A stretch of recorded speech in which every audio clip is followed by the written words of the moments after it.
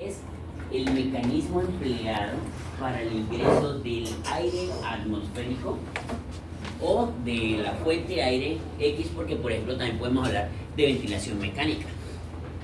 Por eso cuando ustedes escuchan que a alguien lo intubaron y leen un artículo o cualquier libro de medicina intensiva o de medicina de urgencia o de medicina interna o de neumología en donde se habla de la asistencia mecánica, no hablan respiración mecánica, siempre les dicen a ustedes ventilación mecánica, mientras que cuando hablan de ECMO, que son las membranas de oxigenación extracorpórea, ahí sí podríamos hablar de respiración o de un proceso de intercambio gaseoso, pero no va acompañado de ventilación, porque eso es un intercambio externo a través de una membrana parecido. Es una máquina muy parecida, por ejemplo, a una terapia de hemodiálisis, donde salen a través de un gran catéter, la sangre circula por un sistema que pasa a través de una membrana que oxigena los glóbulos rojos y vuelve a ingresar al torrente sanguíneo. ¿Sí? Eso es una cosa, eso es un ECMO. Y otra cosa es la ventilación mecánica. La ventilación mecánica pueden verla ustedes en dos modalidades. Ventilación mecánica no invasiva, que es cuando se les coloca a un paciente una máscara y va a generarse un proceso de presión positiva, ¿sí? Que hay diferentes modos, que si modo BiPAP, modo CPAP, modo bilevel, modo presión control o volumen control, que son como los modos tradicionales, ¿sí? Presión control, volumen control y CPAP son los modos convencionales, existen desde hace muchos años, y luego ya hay otros métodos, otros modos diferentes, pero en todos lo que se maneja es un manejo de presiones y volúmenes en la vía aérea para ayudar a que un flujo de aire con unas concentraciones variables de oxígeno, porque cuando estamos hablando del aire ambiente, sabemos que el aire ambiente, ¿qué concentración de oxígeno tiene? Aproximadamente el 21%, ¿sí? Y la concentración que podemos colocar en un ventilador mecánico puede variar dependiendo de la que necesitemos. Podemos colocar desde el 21%, que es la mínima, donde simplemente toma oxígeno ambiente y listo, hasta colocar al 100%, en donde literalmente el aire que está ingresándose es solo oxígeno, ¿sí? Y el restante de la concentración atmosférica, ¿de qué está constituido? Principalmente nitrógeno, ¿sí? Ya los demás gases que hay, que en algunos lados hay helio, hay un poquito, digamos, de dióxido de carbono, son concentraciones que van normalmente al 0.3-0.4%, ¿sí? Realmente la mayoría está constituida principalmente de nitrógeno y oxígeno, y eso es lo que vamos a ver que, digamos, circula en los circuitos institucionales de las hospitales, que van a tener dos entradas de aire. Ustedes siempre van a ver dos, bueno, realmente van a ver tres: oxígeno, nitrógeno y una de succión, ¿sí? O a veces van a ver una que dice gases medicinales. Esos gases medicinales es precisamente esa mezcla de gases, de nitrógeno con otros gases, que van a, digamos, a servir, en este caso, para mezclar el oxígeno en los ventiladores mecánicos para poder suministrar un flujo continuo. ¿Listo? Eso es la diferencia, digamos, la parte. De hecho, igual lo vamos a ver un poquito más en la próxima clase. Aquí vamos a ver la circulación pulmonar. Tenemos, por decirlo así, dos circuitos funcionando al tiempo en el pulmón. Primero, recuerden que teníamos un sistema circulatorio general, que lo dividimos en circulación pulmonar y en circulación sistémica, ¿cierto? Ahora, la circulación pulmonar tiene dos circuitos: un circuito de bajo flujo y alta presión, y un circuito de alto flujo y baja presión. ¿Qué quiere decir esto?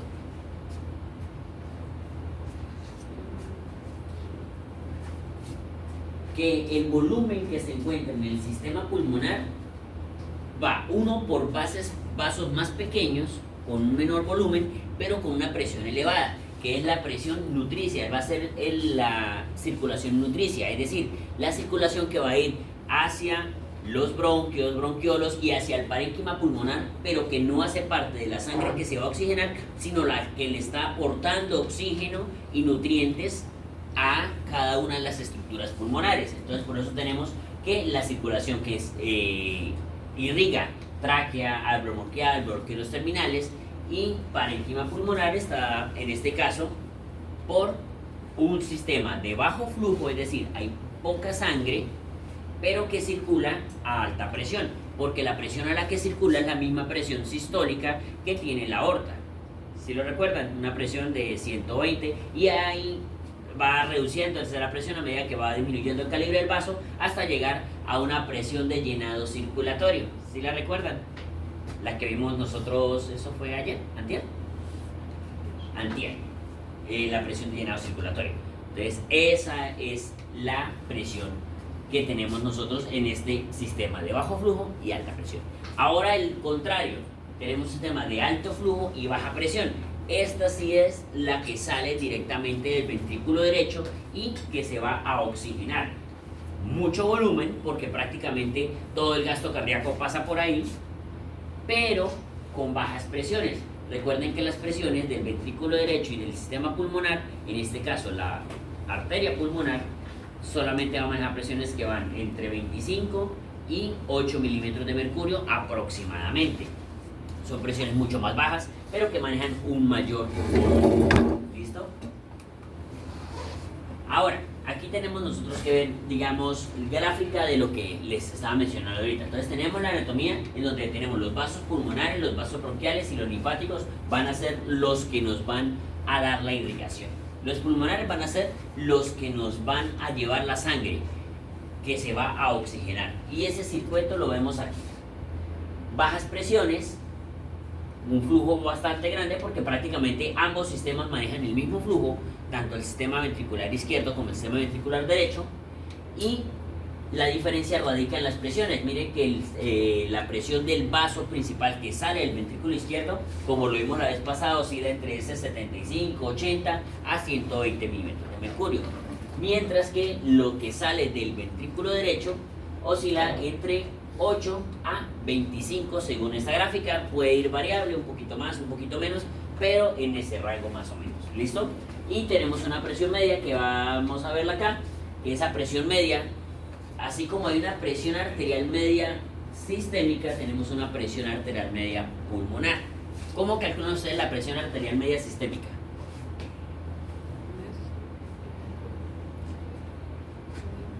¿Alguien recuerda alguna fórmula de cálculo de presión arterial media?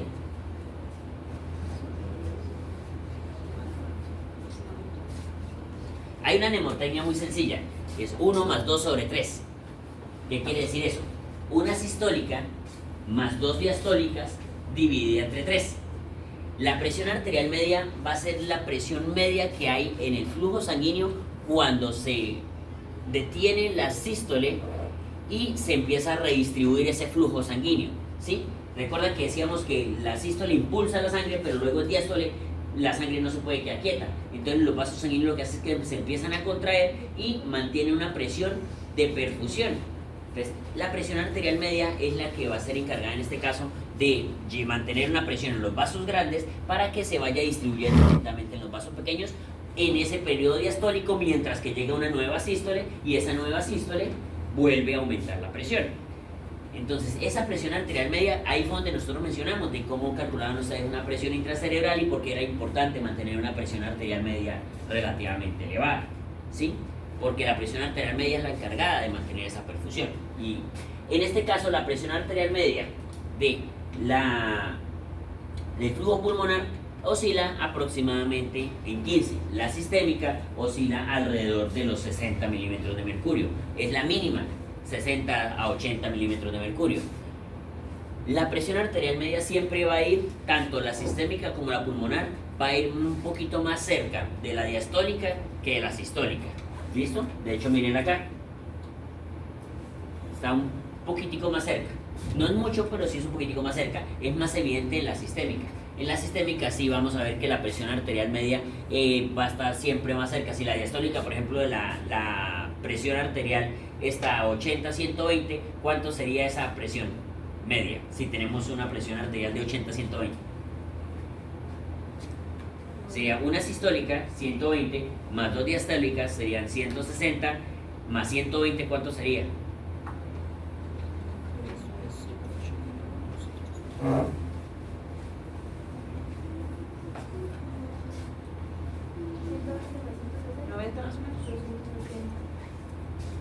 Y divídelo entre 3.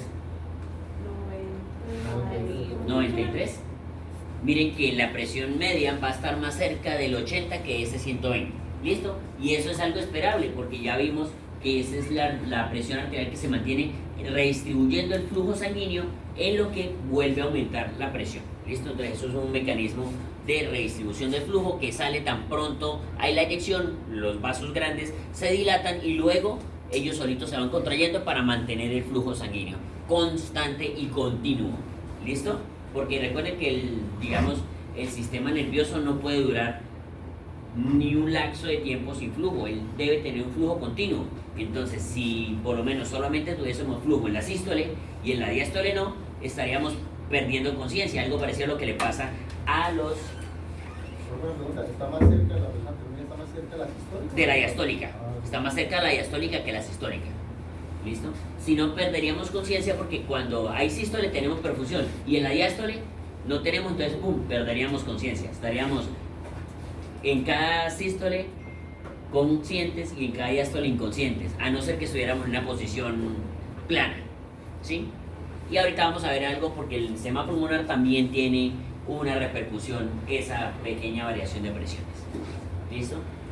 Ahora, eso en cuanto a las variaciones de presiones. Los linfáticos los vamos a ver un poquito más adelante. Entonces, las presiones, aquí vamos a manejar, así como manejábamos presiones en el ventrículo izquierdo, vamos a manejar una en el ventrículo derecho. Tenemos las presiones del ventrículo derecho que son muy similares a las de la arteria pulmonar, exceptuando en la diástole. ¿Por qué? La presión del ventrículo derecho en sístole llega a 25 milímetros de mercurio, ya lo sabemos, es equivalente a la de la arteria pulmonar. ¿Por qué? Para poder vencer la resistencia y salir. Listo, ahí no hay problema, ya lo vimos en el ventrículo izquierdo.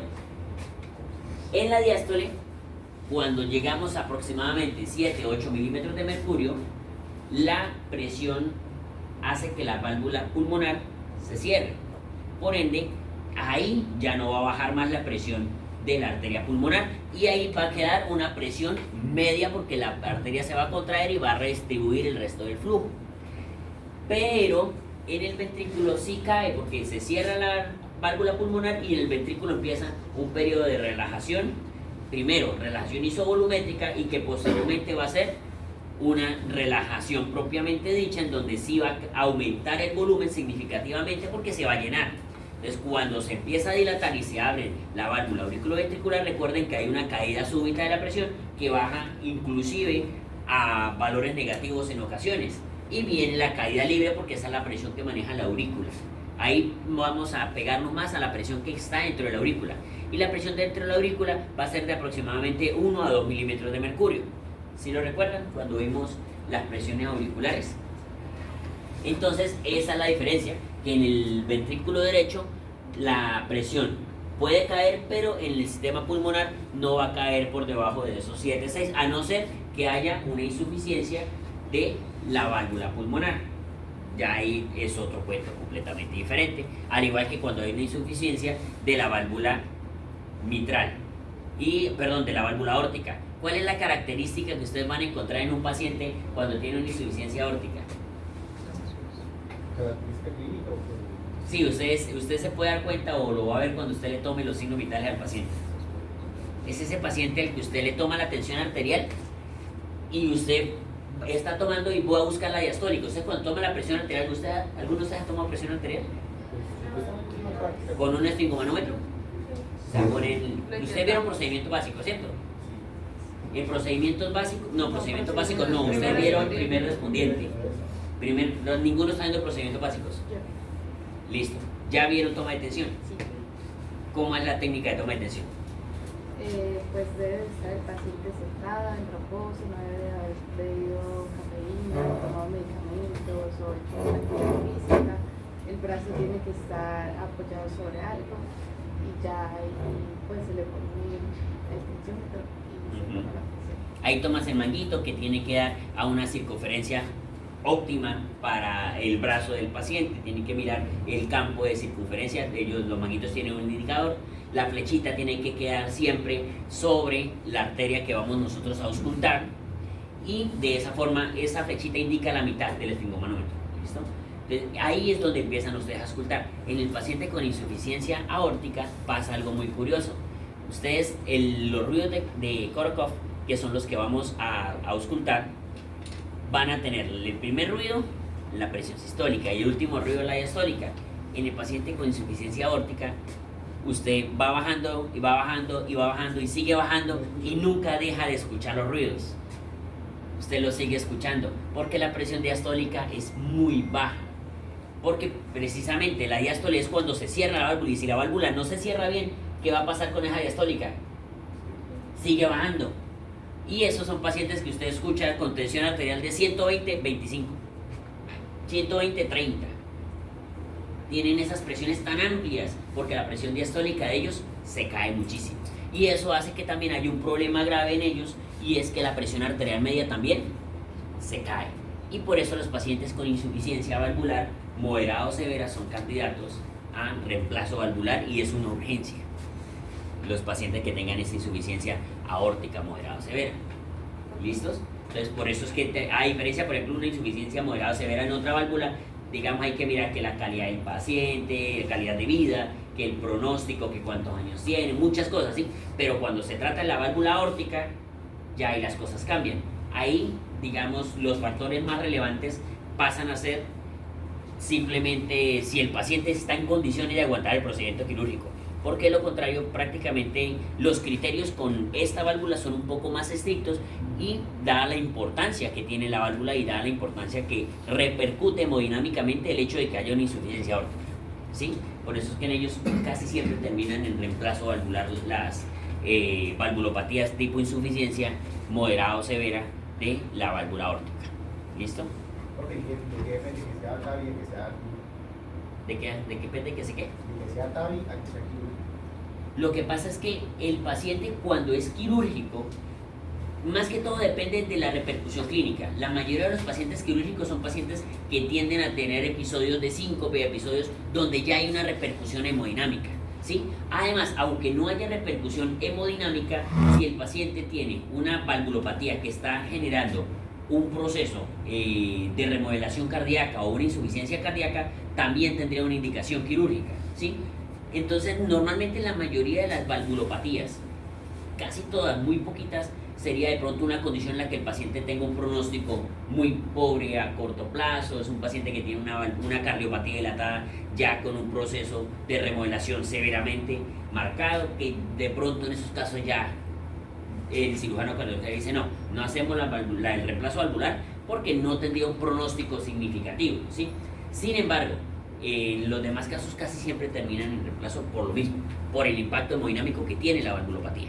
A diferencia de cuando el paciente tiene una valvulopatía tricúspide o mitral, muchas veces el paciente puede tener una valvulopatía que a veces, cuando genera una repercusión pulmonar, pues se trata muchas veces farmacológicamente, ¿sí?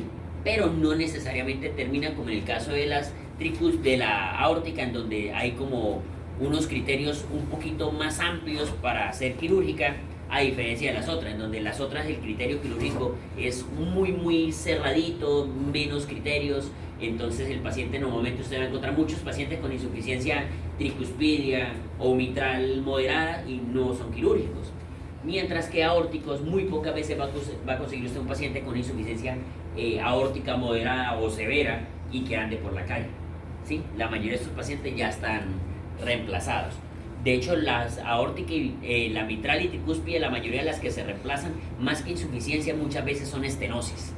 Son las que se reemplazan porque eso genera una repercusión un poquito más agresivo en cuanto a la repercusión hemodinámica. Pero la aorta sí, la insuficiencia o la estenosis, cualquiera de las dos, son ampliamente, obviamente, siempre y cuando el paciente tenga las condiciones para el procedimiento. ¿Listo? Esa parte igual la van a ver más cuando pasen por medicina interna, porque digamos hay unos criterios a tener más en cuenta que son bastante clínicos, que de pronto en este nivel de formación todavía no son fáciles de comprender.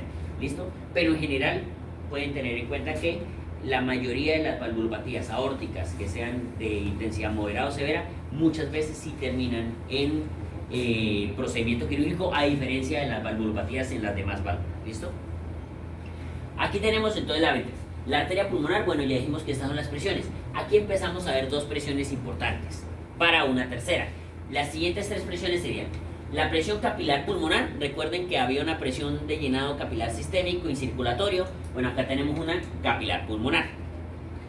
La presión de enclavamiento es la presión que tienen justo los capilares más pequeños y que podemos nosotros medir, y esa tiene una relevancia clínica. ¿Por qué? Porque esa presión es un poquito menor que la presión capilar, va aproximadamente a 5 milímetros de mercurio, pero la relevancia de esta presión de enclavamiento es porque esa es la que nos ayuda a medir indirectamente la presión de la aurícula izquierda. Nosotros no tenemos un mecanismo, por lo menos no hay un mecanismo directo para medir la presión de la aurícula izquierda, ya que cualquier mecanismo que nosotros empleemos para ingresar a la aurícula va a ser invasivo, y aparte de ser invasivo va a alterar, porque la única forma de ingresar sería directamente por la aorta, pero al generar una insuficiencia aórtica por la válvula, porque si metemos algo para medir, no va a permitir un cierre adecuado de la válvula, y por ende no vamos a poder medir adecuadamente las presiones. Entonces, una forma de medirlas adecuadamente, o por lo menos acercarnos, sería una estimación aproximada, y esa estimación la podemos hacer hemodinámicamente a través de la presión de enclavamiento, porque la presión de la aurícula izquierda va aproximadamente entre 2 y 3 milímetros de mercurio menos, siguiendo ese patrón de reducción de las presiones que veíamos en las resistencias en serie. Teóricamente esa presión auricular estaría aproximadamente 2 a 3 milímetros de mercurio por debajo de la presión de enclavamiento. Entonces, una presión de enclavamiento nos ayuda a nosotros a conocer indirectamente la presión de la aurícula izquierda, y por eso es que es tan necesaria, digamos, a veces. No se mide muy frecuentemente, realmente necesitan implantar un catéter de Sovance que va a avanzar una cánula que va a medir esa presión hasta llegar a un capilar de un vaso muy pequeño y ahí enclavarse, obstruirse. Cuando obstruimos el flujo de esa presión capilar, generamos algo parecido a lo que veíamos en las presiones anteriores, que debemos detener el flujo del sistema y medir la presión que hay cuando se detiene. Ahí detenemos el flujo del capilar. Qué pena, permiso. Déjenme un momento.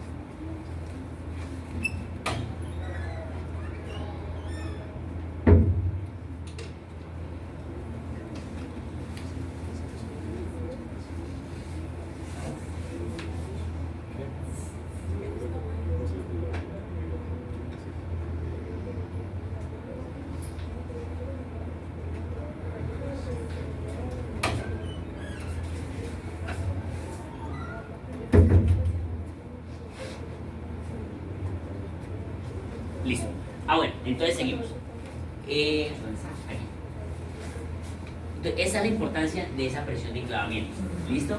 De que podemos medir indirectamente esa presión de la aurícula izquierda. Y eso es lo que nos muestra este gráfico, que es muy parecido a lo que veíamos en el gráfico de circulación. Recuerden que las medidas, a medida que iba avanzando, había un gráfico en donde a medida que iban avanzando las resistencias en serie, íbamos viendo una reducción progresiva de la presión arterial y en este caso de la presión que había vascular. Aquí vemos lo mismo, a medida que vamos avanzando vamos reduciendo la presión hasta llegar a la aurícula izquierda, donde estamos viendo más o menos una presión de entre 2 y 3 milímetros de mercurio.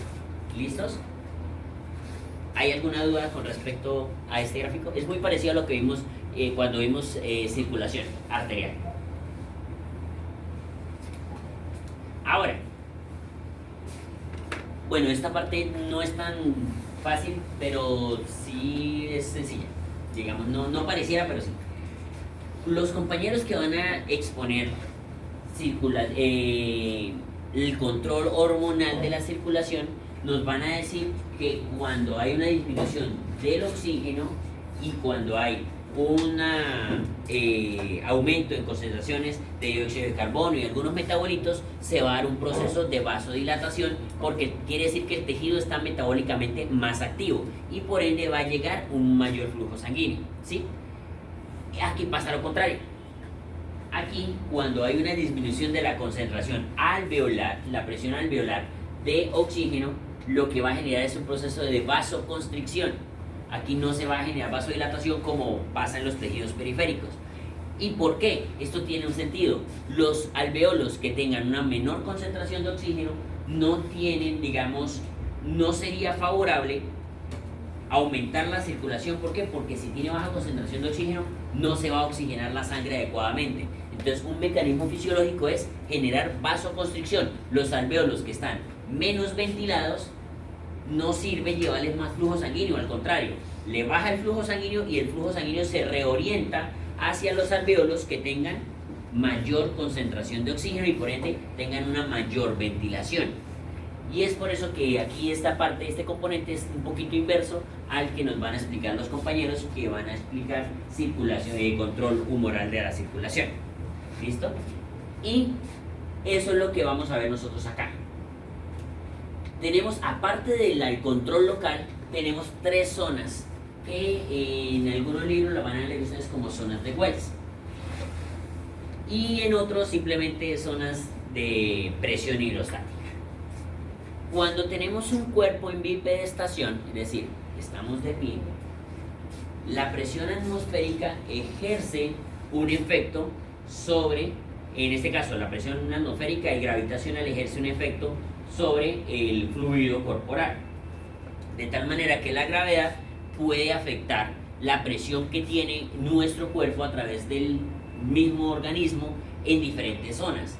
Por ejemplo, la diferencia entre las zonas del corazón y los pies cuando un paciente está de pie, hay de aproximadamente 90 milímetros de mercurio de diferencia. Por eso es que ustedes cuando un paciente no le toman la tensión arterial estando de pie en el tobillo, ¿sí? Ni tampoco se la toman en el brazo estando de pie. Siempre es preferible que esté sentado o acostado. ¿Cuándo es que de pronto vale la pena tomarla? Cuando estamos buscando una variación de tensión significativa, y eso es, digamos, en casos muy específicos, como en el caso de dengue o algo, que tomamos la presión sentado, de pie y acostado para ver si hay una alteración hemodinámica, ¿sí? Que esa es la respuesta vascular que nosotros buscamos. ¿Listo? Pero eso es diferente, eso lo van a ver cuando pasen por medicina interna. Aquí lo que nosotros vamos a ver es que de acuerdo a la altitud a la que se encuentren con respecto al corazón, si están por debajo va a aumentar la presión sistólica o la presión media, y si están por encima se va a disminuir, ¿sí? Entonces, aquí vamos a hablar de presiones medias y por qué es importante esto. Vamos a buscar un marcadorcito. Ahora,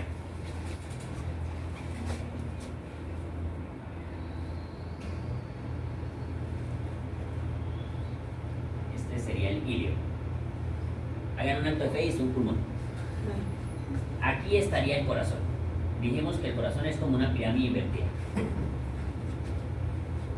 La diferencia entre el punto máximo y el punto mínimo oscila, según la mayoría de los libros de fisiología, en aproximadamente 30 centímetros, ¿cierto? Y eso nos dice que la presión va a variar en esos 30 centímetros, que la presión de aquí va a ser aproximadamente 15 milímetros de mercurio menos con respecto a la presión que maneja el ventrículo, y la de acá va a ser aproximadamente 8 milímetros de mercurio más, ¿sí? Con respecto. ¿Ves? Estas son las diferencias de presión. Wells, o las zonas que fue el que escribió esto, nos dice.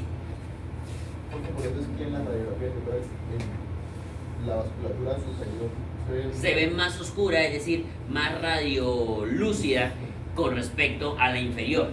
Sí. De hecho, cuando vemos que hay mucho flujo hacia arriba, tiene un nombre y eso se llama cefalización del flujo. Y es que vemos más flujo en las partes superiores. Pero eso se ve en un edema agudo de pulmón o cuando hay una sobrecarga hídrica. ¿Listo? Entonces, tenemos esto. Normalmente, ¿qué nos dice Wells?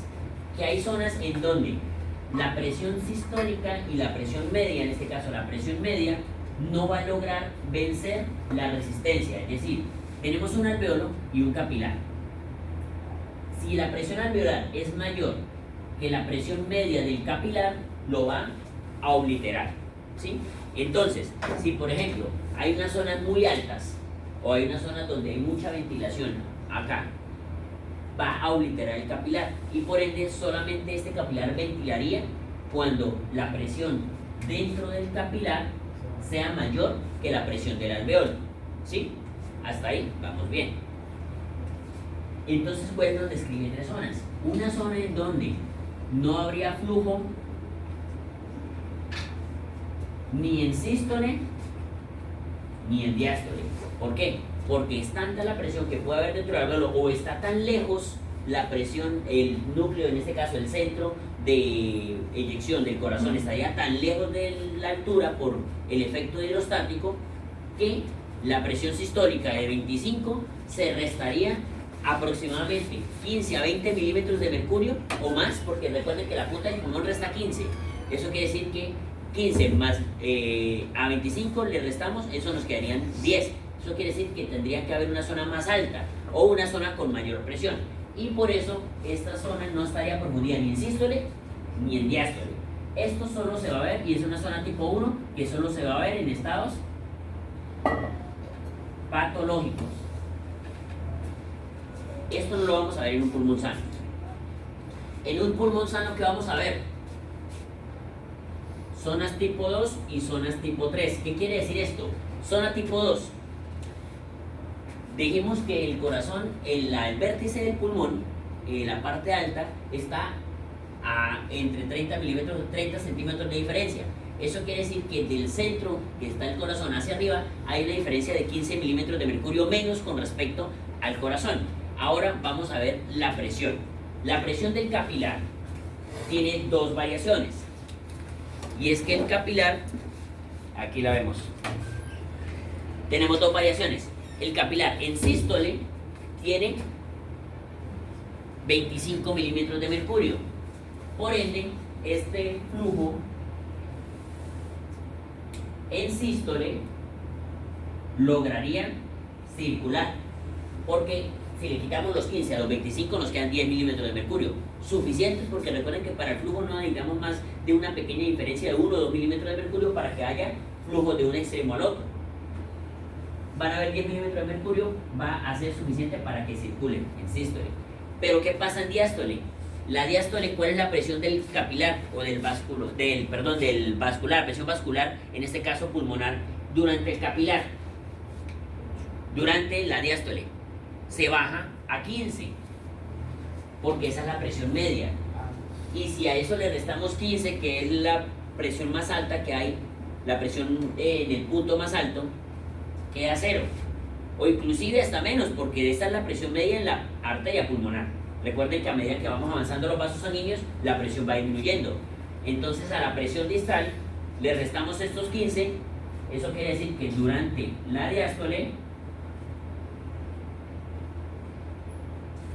el vaso se cierra. Entonces Wells nos dice que en las vértices del pulmón, por efecto gravitacional, cuando el paciente está de pie, las partes más altas solamente se perfunden en sístole, no en diástole. Mientras que las zonas más bajas del pulmón, en donde decimos que tiene 8 milímetros más, es 25 más 8, quiere decir que en sístole tendríamos aproximadamente 33 milímetros de mercurio y en diástole tendríamos aproximadamente 8 más 8. Pero en diástole no miremos el 8, en diástole miramos en la media. Entonces la media más 8, 23. Eso quiere decir que más o menos tendríamos una presión en todo momento mínima de 23. Por ende, perfectamente va a lograr vencer la presión alveolar tanto en sístole como en diástole. Lo que a su vez nos dice que esa zona del pulmón en todo momento está perfundida. Y eso es lo que nos describe acá. Es por eso que en época de pandemia, si ustedes recuerdan, a los pacientes los acostábamos boca abajo. ¿Para qué? Para que las zonas más perfundidas, que son las zonas posteriores y las zonas basales, que tienen mejor perfusión, pudieran oxigenarse mejor. Entonces aprovechamos esas zonas de mayor oxigenación para permitir tratar de dar un poquito más de tiempo a esos pacientes que estaban haciendo una insuficiencia respiratoria o un síndrome de dificultad respiratoria del adulto agudo, que sería SDRA. ¿Listo? Y estas son las zonas de Wells. ¿Listo? En estado patológico hay zonas tipo 1. En estado fisiológico solamente en el pulmón tenemos 2 y 3. Si tenemos una zona tipo 1 en el pulmón, solamente obedece a una enfermedad. Por ejemplo, algo que esté aumentando la presión dentro del alveolo, no necesariamente tiene que ser aire. Por ejemplo, una neumonía. Una neumonía llenó de pus esa parte del pulmón y el alveolo comprime el vaso. El EPOC, ¿qué genera? El EPOC hace un daño vascular, más que un aumento de la presión, que sí la aumenta porque hay una resistencia a la salida, hay también un daño vascular. Entonces, cuando veamos lo que son los shunt fisiológicos y patológicos, vamos a ver, digamos que el EPOC puede comportarse de ambas maneras. ¿Listo? Entonces, estos solo existen en modo patológico y estos son los que hay en el pulmón. Ahora, cuando el paciente o la persona hace actividad física, va a aumentar el gasto cardíaco, ¿cierto? Pero ¿por qué el gasto cardíaco no siempre repercute en un aumento de la presión pulmonar? Porque el sistema circulatorio pulmonar tiene unos mecanismos que ayudan a amortiguar esa variación. Entonces, esta gráfica, ¿qué es lo que nos dice? Listo, una persona en estado basal, ustedes ahí sentaditos, pero resulta que luego les toca salir corriendo. Bueno, aquí no corren, ¿no? En Pamplona era cuando corrían, que estaban de una clase y córrale para la otra porque a la misma hora terminaban clase en el campus y corran para la casona, por ejemplo. No sé si les tocó, en mi caso sí. Entonces, en ese momento tenían que salir corriendo. Cuando usted hace actividad física, aumenta el gasto. Eso lo vimos en las clases anteriores. Como se aumenta el gasto cardíaco, quiere decir que el flujo pulmonar en un minuto va a manejar más volumen del que normalmente maneja. ¿Cómo hace el flujo pulmonar, que es tan chiquito? Porque es un pequeño espacio, mucho más pequeño que el sistema, que la circulación sistémica. ¿Cómo hace para amortiguar todo ese gasto? Primero, aumenta los capilares abiertos. Dijimos que habían zonas en donde solamente se irrigaban en tipo 2, ¿cierto? En sístole. Se aumenta el volumen, aumenta la presión y por ende, zonas que no estaban antes irrigadas o que solo se irrigaban en un proceso, en una parte del ciclo, se van a irrigar todo el tiempo. Por ende, ahí ya distribuimos un volumen de sangre. No fue suficiente, siguió aumentando el gasto cardíaco, está haciendo mucha actividad. ¿Listo? Distiende los capilares, entonces aumenta el diámetro de los capilares. Cuando se aumenta el diámetro de los capilares, se reduce la resistencia vascular periférica. Y si aumentamos y abrimos capilares que estaban cerrados antes, entonces primero aumentamos la resistencia, disminuimos la resistencia vascular periférica porque dilatamos los capilares. Y si le sumamos capilares que antes no estaban abiertos, hacemos resistencias en paralelo, lo que también aumenta la conductancia del volumen sanguíneo. Entonces reducimos la resistencia total. Igual sigue aumentando el gasto, ya no hay de otra, se va a aumentar la presión de la arteria pulmonar, pero hay un aumento progresivo. Y miren que para que se aumente la presión significativamente, porque es un aumento progresivo y lento, para que llegue al 30, es decir, que pasemos de un estado basal de más o menos 15, que decimos que es la presión media, a 30, tiene que aumentarse el gasto prácticamente 6 veces el basal. Dígame. Profe, pero el aumento de la presión arterial pulmonar, ¿sea retrógrado o sea dentro de los... En este caso, el aumento se da por el volumen que se aumentó dentro del sistema circulatorio pulmonar, no porque haya una obstrucción distal que esté generando que se regrese la sangre, como en el caso de las insuficiencias. Estos aumentos son fisiológicos. ¿Listo? El otro aumento que sería el que mencionas, que es en el edema agudo de pulmón, es cuando hay, por ejemplo, una insuficiencia de la válvula mitral o cuando hay un aumento de la presión dentro de la aurícula izquierda. ¿Sí? En este caso, digamos que el corazón está sano, completamente sano, y es el proceso adaptativo fisiológico. ¿Listos? Entonces, aquí no hay todavía edema agudo de pulmón. Aquí simplemente hay un aumento progresivo por el volumen que hay dentro de los vasos sanguíneos y la necesidad de una mayor demanda. Aquí estamos hablando de un corazón sano que es capaz de bombear todo lo que le llega. Y miren que para que pueda llegar a aumentar significativamente la presión pulmonar, debe aumentarse prácticamente 6 veces ese gasto cardíaco, lo cual en un paciente sano, pues muy pocas veces se va a ver, exceptuando cuando ya le hacemos una sobrecarga hídrica al paciente. ¿Listo? ¿Fácil de comprender esa parte? ¿Seguros? Esto también nos lo van a explicar los compañeros que van a ver el linfático. Los compañeros que nos van a dar la charla del linfático nos van a explicar más a profundidad, pero en el sistema periférico.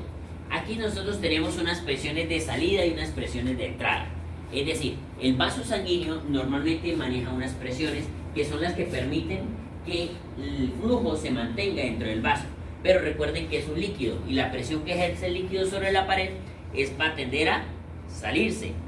Entonces, a través de los capilares puede salirse un poquito de líquido. Y esa va a ser la presión de salida que nosotros tenemos, y esa la vamos a conocer como presión hidrostática, o en este caso una presión capilar. Tenemos aparte una presión coloidosmótica, que es la presión que ejercen las proteínas dentro de una vasculatura. En este caso la presión coloidosmótica puede ser tanto capilar, plasmática, como el intersticio. Ambos lados tienen proteínas.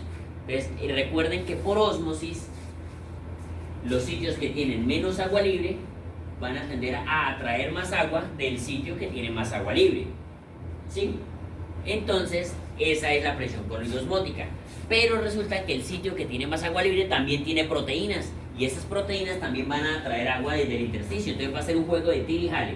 ¿Quién tiene más proteínas? ¿Quién tiene más agua libre? Y vamos a ver. Al final, cuando sumamos la presión de salida, que es la presión negativa del intersticio, la presión negativa del intersticio la va a dar el sistema linfático, que en todo momento está drenando, ¿sí? En todo momento está drenando, entonces mantiene el intersticio como una presión negativa. La presión capilar, que es la presión de salida, y la presión coloidosmótica del intersticio, que son las proteínas del intersticio tratando de atraer agua. Y lo que mantiene el agua dentro del vaso va a ser la presión coloidosmótica del plasma. Las proteínas plasmáticas van a tender a meter agua. ¿Listo? La sumatoria nos dice que hay 1 milímetro de mercurio más a favor de la salida que de la entrada. Entonces, siempre va a tender en estados fisiológicos. Ahora, si resulta que el paciente tiene una hipoalbuminemia porque tiene poquitas proteínas, la presión de entrada va a ser menor. Por ende, va a haber más pérdida de líquido porque la presión de salida va a ser aún mayor relativamente.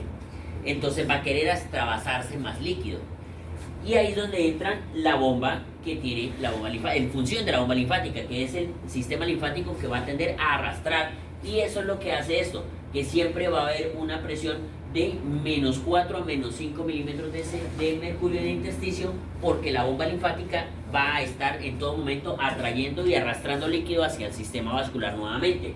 Por eso este 1% literalmente es anulado por el sistema linfático, dejando una presión intersticial neta de -4.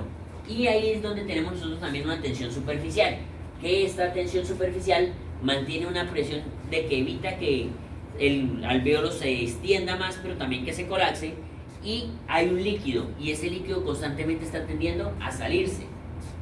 Pero nuevamente entra la función de la bomba linfática para arrastrar ese líquido. De lo contrario, ya sea por el líquido del capilar o por el líquido del alvéolo, se llenaría el líquido cada rato el pulmón y no podría respirar. Entonces, gracias a esta presión negativa de los linfáticos, siempre va a estar moviendo consigo cargas de volumen, y esta presión negativa linfática puede aumentarse hasta 8, hasta 10, inclusive en modos crónicos. El paciente que tiene una patología crónica que constantemente está en sobrecarga hídrica, acá por ejemplo pacientes con valvulopatías, con falla cardíaca, que tienen constantemente un aumento en esa presión de salida, el capilar, en este caso linfático, tiene capacidades de aumentar inclusive hasta 25 milímetros de mercurio ese arrastre. Es decir, tiene una capacidad de aumentar la extracción de líquido a través del linfático para evitar que se congestione el pulmón. Pero eso se da por un proceso crónico adaptativo, es decir, más de 2 semanas de la patología. Y el problema de los pacientes con hipertensión, con diabetes, con falla cardíaca y que hacen un edema agudo de pulmón por un infarto agudo del miocardio o por una descompensación de la falla cardíaca es que eso se da de una. Paciente tuvo una subida repentina de tensión arterial, una crisis hipertensiva que está haciendo como órgano blanco pulmón porque no es capaz el corazón de vencer esa poscarga del ventrículo izquierdo, no es capaz de vencerla. Entonces, ¿qué hace? Se aumenta la presión de forma retrógrada hacia el pulmón y terminamos en esto. Es un edema agudo de pulmón. Esa es la placa de un edema agudo de pulmón. Entonces usted simplemente ve una cefalización del flujo porque la placa sana, recuerden la que le mostré la vez pasada, el pulmón acaso se ve negrito y la parte de arriba se ve más negrita todavía que la de abajo. Pero miren esto. Se ven toda esa vasculatura generando un aumento de la trama vascular porque está dilatada, está saliendo ese líquido y muchas veces vamos a empezar a ver también no solamente que el intersticio del pulmón se llena, sino también inclusive la pleura se puede llenar y es donde empezamos a ver unas sombras acá que se vuelven blancas y empiezan a tapar el espacio y eso lo vamos a llamar después derrame pleural. ¿Listo? Y este es el líquido pleural. El líquido pleural también tiene una presión negativa que es tenida, en este caso mantenida por el sistema linfático. Si el sistema linfático se ve copado, o sea, se ve superado por el volumen de salida de líquido, ¿qué va a pasar? Se va a empezar a acumular y eso se genera el derrame pleural. Entonces, si se acumula dentro del parénquima pulmonar, edema agudo de pulmón. Si se acumula dentro del espacio pleural, que en teoría tiene un líquido mínimo para favorecer la lubricación y el frote de las pleuras y que no se lastimen, pero si hay más líquido, se va a empezar a acumular y eso se llama derrame pleural. Que ese derrame pleural puede ser exudado o transudado, eso lo van a ver ustedes en medicina interna. ¿Listo? Que es cuando toman una muestra y es transudado cuando simplemente es por, como estamos hablando, mecanismos fisiológicos y está saliendo solo líquido. Pero vamos a ver exudado cuando hay reacción polimorfonuclear, reacción inflamatoria porque hay un proceso infeccioso y entonces ya no sería líquido o agüita solamente, secreción serosa, sino que sería una secreción purulenta y eso después lo vamos a conocer como empiema. ¿Listo? ¿Preguntas hasta acá? ¿Todo claro como un transudado? ¿O turbio como un empiema? Entonces, en este momento vemos que fisiológicamente un paciente con falla cardíaca, cuando se ven superados estos mecanismos de compensación, de drenaje del líquido que se empieza a aumentar, si es súbitamente, se va a ver superado rápidamente porque no se va a poder compensar, el proceso de adaptación tarda, entonces va a generar el edema agudo de pulmón. Por eso los pacientes con falla cardíaca, que ya tienen una falla instaurada, manejan presiones de la arteria pulmonar elevadas, porque tienen una hipertensión pulmonar, entre otras, es más difícil que ellos hagan edema agudo de pulmón, porque ya sus mecanismos están tan adaptados a presiones altas que sus sistemas de protección o de seguridad para evitarlo son más eficientes y manejan presiones mucho mayores, mientras que un paciente que sufre un infarto o que hace una exacerbación aguda por una valvulopatía, la principal causa que ustedes van a ver es o una hipertensión, una crisis hipertensiva o un infarto que súbitamente hace que el corazón no pueda bombear la sangre y aumenta la presión retrógrada súbitamente, que los mecanismos de adaptación no dan abasto para lograr drenar y se genera el edema agudo de pulmón. Entonces, cuando un paciente agudo le llega con edema agudo de pulmón, muchas veces se logra revertir fácilmente con ventilación mecánica no invasiva, pero cuando es un paciente crónico que viene con edema agudo de pulmón, eso está manejando unas presiones muy altas y eso hace que a veces sea un poquito más complicado de manejar, pero ellos tienen mecanismos de defensa mucho más fácil y cuando usted ya logra controlarlo, se recuperan muy rápido porque ya su cuerpo está adaptado a manejar estas cifras tensionales. Es como el paciente con diabetes que a usted le sube la glucemia a 280 por una carga de carbohidratos altísima que usted se tome y a usted le da mareo. Es como, ¿alguno de ustedes tiene algún familiar conocido embarazada o de pronto, no sé, alguien ha tenido un bebé? No, lo ha tenido. O algún conocido. Pregúntenles si les hicieron una prueba donde les hicieron tomar un líquido súper dulce. La prueba de tolerancia oral a la glucosa, más o menos semana 28. Siempre las maternas se quejan de que, uy, no, eso me dio dolor de cabeza, me dio mareo, me dio de todo. ¿Por qué? Porque les dieron una carga alta de 75 gramos o 100 gramos de glucosa, diluidas en un vasito de agua. Esa vaina ser espesito del montón de azúcar que hay ahí dentro. Entonces, esa carga tan alta les da mareo, les da de todo. Pero el paciente con diabetes, que ya está acostumbrado a eso, carga glucemias de 300 y pico y él está regio por la calle caminando como si nada pasara. Es más, a él se le baja 150 y ya empiezan los síntomas de hipoglicemia. Porque ya su cuerpo está adaptado a unas glicemias muy altas. Entonces, por eso es que antes decíamos, no, hipoglicemia solo cuando se baja de 70.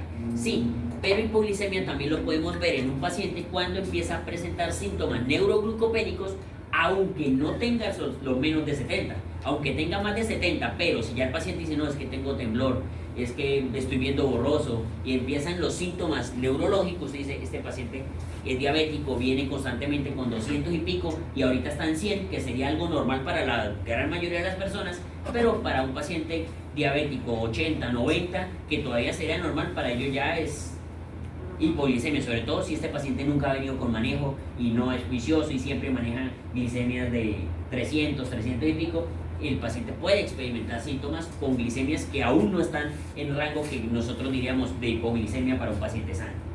¿Listo? Entonces lo mismo pasa con esto. Los pacientes que ya tienen hipertensión pulmonar, que ya tienen una cardiopatía crónica y que están adaptados a estas presiones, es más difícil que haga un edema agudo de pulmón. Pero un paciente previamente sano que sufre un infarto agudo del miocardio y hay una descompensación súbita de las presiones sistémicas y pulmonares, rápidamente desencadena un edema agudo de pulmón y que es potencialmente letal. Claro está, si el infarto no generó primero una arritmia cardíaca letal, eso es otro cuento. Entonces, si no lo mató una arritmia cardíaca o una insuficiencia cardíaca súbita con una parada cardíaca, que es donde llaman algunos infarto fulminante, que es cuando el paciente se infartó y fue tan grande la extensión que desencadenó o una arritmia cardíaca o una sistolia, porque hizo inmediatamente un segmento del corazón muy grande y dejó de funcionar, ya, ahí no hay nada que hacer.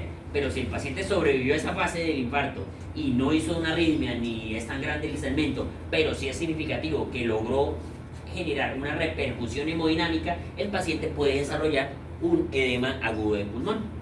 O el paciente, la más clásica del edema agudo es el paciente hipertenso que llega con una crisis hipertensiva.